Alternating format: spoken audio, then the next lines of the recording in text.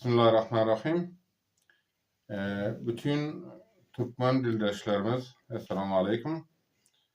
1405-nji Hicri şemsi ýylyň täze ýylymyz hemmemize gutly bolsun. Täze ýylda elimize gelen bir gowy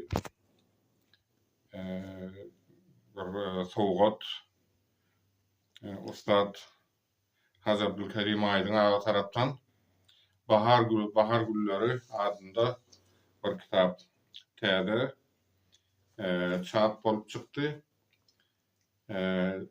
Bu kitabın goşgularyny görüp okap gören beğendik.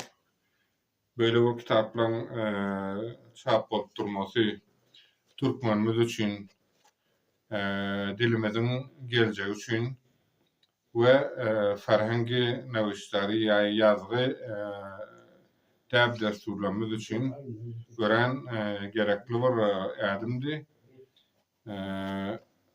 258 sayfada gören goşgular var. Köplönjü Türkmen goşgular, sonunda bir näçe fars goşgular var. Türkmenimizin bizim dilimizi saklap bizlere yetiripdir.